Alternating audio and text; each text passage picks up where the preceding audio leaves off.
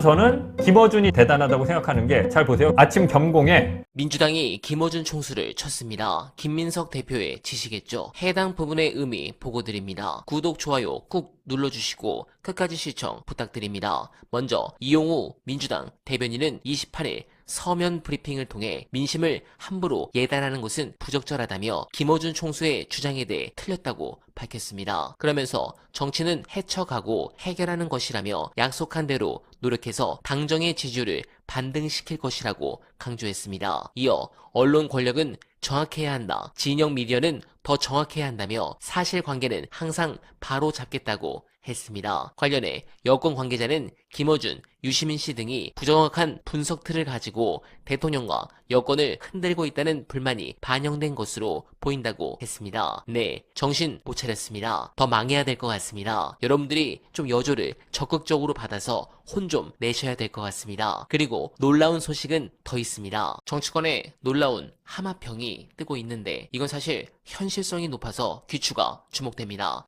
강훈식 비서실장 서울시장 후보 급부상. 강훈식 비서실장이 재보궐이 유력한 서울시장 후보로 떠오른 상황. 빈 자리는 한준호 의원이 들어갈 가능성이 높다는 후문. 한준호 의원의 빈 자리는 차후 재보궐을 통해 김용전 부원장의 전략 공천으로 완벽한 친명체제의 견고함을 보여줄 예정이란 부분인데, 사실 오늘 갤럽 조사만 보더라도 이 정도 지지율이면 서울은 물론 호남 제외 전 국토가 쓸려나갈 판입니다. 굉장히 어려운 판이죠. 지금 핵심 코어 지지층이 이재명 대통령과 청와대 참모진에 대해서 싸늘하게 식은 상황에서 이게 될 수 있는 카드인지 모르겠습니다. 투표율도 낮아서 가뜩이나 어려운 판국인데 저는 쉽지 않다고 봅니다. 그리고 해당 정보지글이 두려운 이유 중 하나는 명픽입니다. 아니, 이 난리통에도 또 명픽을 가려 합니까? 저는 납득이 안 되는데, 관련해 오늘까지 높은 조회수로 가장 화제가 된 분석 보시고 이어가 보겠습니다. 엄청나게 많은 유시민 작가에 대한 공격이 쏟아졌는데 그냥 수준이 너무 낮아요. 이거는 뭘 가지고 논박을 하죠?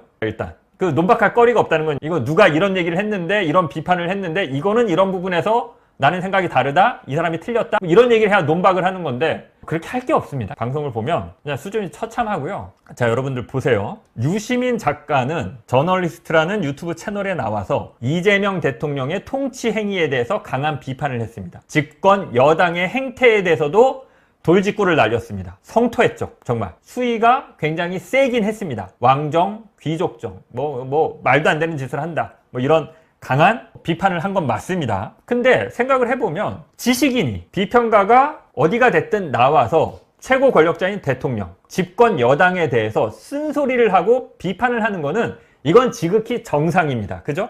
지극히 정상이에요. 근데 왜 논박할 거리가 없느냐? 언론들이 유시민 작가, 언론이나 유튜브 채널들이 유시민 작가를 공격하는 걸 보면, 유시민 작가는 대통령의 행위를 비판했는데 대통령의 이런 행위는 잘못됐다, 대통령의 이런 판단은 지금 잘못된 판단이다, 집권 여당의 이런 행태는 문제가 많다, 이 얘기를 한 건데, 기성 언론, 기성 매체, 그리고 수없이 많은 유튜브 매체들이 하는 걸 보면, 야, 유시민 작가야, 네가 얘기한 이재명 대통령의 그런 통치 행위는 이런 면에 있어서 의미가 있는 거야, 네가 잘못 생각했어, 이런 얘기가 없습니다. 이런 얘기가 없어요. 유튜브 채널, 기성 매체들이 하는 유시민에 대한 비판은 너 발언 수위가 셌어, 유시민 발언 수위에 대한 비평을 합니다. 유시민 작가는 유튜브 채널에서 정치에 대해서 비평을 했는데, 언론들은, 기성 매체, 레거시 미디어라는 데서는 유시민 작가의 발언이 적절했느냐 안 적절했느냐, 수위가 셌느냐 안 셌느냐,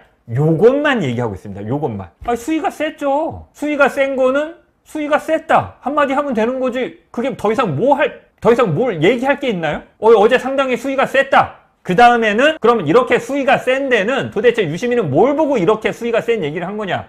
대통령의 이 행위를 강하게 비판했는데 이 행위를 강하게 비판한 게 맞느냐 틀리느냐, 이렇게 가야 되는데 그냥 수위가 셌다. 모든 언론이 여기 뭘 논박을 합니까? 논박할 거리가 여기 뭐 있어요? 수위가 센 거 누가 몰라요? 진짜 한심합니다. 너무 한심해요, 진짜. 한심한 걸 모르는 바는 아닌데, 와, 이번에 진짜 MBC까지 싹 다 해서, 아니, 내가 알던 기자들 맞나 싶습니다. 솔직히 MBC 기자들 보면서도 제가 느끼는 바는 비정상이죠. 비정상. 지식인은 유튜브 채널에서 현 정국, 현 정세, 대통령, 집권 여당 얘기를 하는데, 공론의 장을 만들어야 할 언론, 기성 매체라는 것들은 유시민 발언 세던데 쟤 왜 저래? 이러고 있으니 원래 언론이 해야 될 게 공론의 장을 열어서 대통령이 어떤 행위를 하고 이게 맞는 건지 틀리는 건지 어찌됐건 지금 지지율은 내려가고 있으니까 이런 것들을 좀 깊이 있게 분석을 해야 되는데 대한민국 언론은 그런 건 하지 않습니다. 이게 정상입니까? 역할이 바뀌었죠. 공론의 장은 저널리스트가 만들고 매블쇼가 만들고 오히려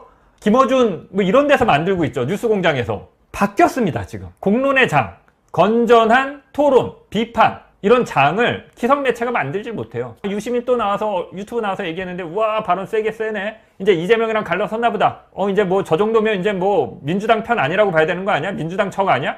그냥 이거 말고 이건 반복되는 얘기니까 진짜 한심합니다. 그러면 하나만 더 들어가 볼게요. 기성 언론은 그러면 왜 이러는 거냐? 기성 언론은 이제 요게 아무도 안 하는 얘기인데 기성 언론은 유시민은 많은 논점을 던졌습니다. 사회에. 난 이재명 대통령이 대단히 잘못 가는 것 같아. 라고 하면서 강하게 성토를 하고 비판을 했습니다. 그죠? 하나의 논쟁거리를 던진 거예요. 공론의 장에. 근데 이게 소화가 안 되죠. 언론들이 그 부분은 다 생략하고 다 없는 것이냐 하고 야 발언 세다. 이것만 얘기하고 있으니까. 그럼 언론들은 도대체 왜 이러는 거냐? 얘기를 못하는 겁니다. 무서워서. 비겁한 겁니다. 졸렬한 거고요. 저는 김어준이 대단하다고 생각하는 게 잘 보세요. 아침 경공에 과학자도 부르고요. 예술하는 사람들도 부르고요. 뭐 외교 전문가들 나름대로 다양하게 합니다. 김어준 방송을 보면. 근데 지상파는 아니죠. JTBC는 종편이죠. MBC까지 포함하면 지상파 맞죠. 뭐 여기서 만든 시사 프로그램 보세요. 김어준 방송반도 훨씬 못합니다. 그럼 얘네들은 왜 이러는 거냐? 이게 돈이 안 들어요. 이 포맷이 종편도 마찬가지고 진행자 있고 패널 서너 명 불러서 거기에 뭐 정치인 한둘 끼고 이게 방송사 입장에서 보면 제작비가 거의 안 듭니다. 제작비가 안 드는데 사람들이 비교적 많이 보고 조회수나 클릭수가 나오는 겁니다. 사람들이 가장 관심 있는 얘기 그냥 일단 떠들면 그냥 아무 생각 없이 다 그러고 있는 겁니다. 그러다가 이런 사고가 나는 겁니다. 네, 공감합니다. 사실 오늘 김어준 총수의 퍼니포도 그렇습니다. 침몰하는 배를 어떻게든 내부 수리로 막아보려고 고군분투하는 게 보입니다. 유시민 장관 말씀대로 평가할 가치도 없는 용역 촉법들이 어렵게 띄운 이재명 정부라는 배를 때려 부수고 있고 선장이라는 젠프는 배를 살릴 생각도 없는데 딱히 할 수 있는 일이 없음을 알면서도 김 총수는 어떻게든 이 위기를 극복하려고 애쓰는 모습이 저는 가슴이 아픕니다. 그런 부분에서 빨리 이재명 대통령이 기조를 바꿔야 한다고 생각하지만 저는 이제는 정말로 어렵지 않을까 기대를 접어봅니다. 여러분들은 어떻게 생각하십니까? 공감하셨다면 소중한 언알바 후원 부탁드립니다. 댓글에 고정된 언알바 정기 후원과 민주진영 동지가 운영하는 여름그룹 링크를 통해 많은 사랑 부탁드리며 언알바는 오늘도 최선을 다하겠습니다. 여러분 고맙습니다.